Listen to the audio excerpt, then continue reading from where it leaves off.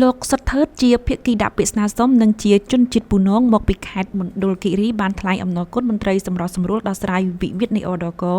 ដែលសម្រុះសម្រួលផ្សះផ្សាបញ្ចប់ដោយជោគជ័យនៅវិវាទរបស់លោកនាថ្ងៃប្រហ័សទី20ខែមីនាឆ្នាំ2025ពាក់ព័ន្ធនឹងការទាមទារសំណងរដ្ឋបវេនី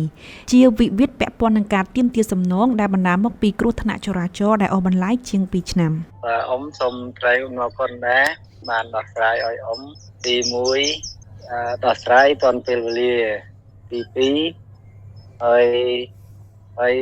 ការដោះស្រាយអត់មានថាបងស៊ីវ៉ាអញ្ចេះចោះទេបាទហើយខ្ញុំអរគុណណាស់ជនជាតិពូនងរូបនេះបានឲ្យដឹងទៀតថាមុនទទួលបានដំណោះស្រាយពីអាជ្ញាធរជាតិដោះស្រាយវិវាទក្រៅប្រព័ន្ធតុលាការគឺវិវាទរបស់គាត់បានជាប់គាំងបើទោះបីជាតុលាការបង្គាប់ឲ្យភាគីជាជនបង្កបង់សំណងជំងឺចិត្តក៏ដោយឡាអូតូនៅ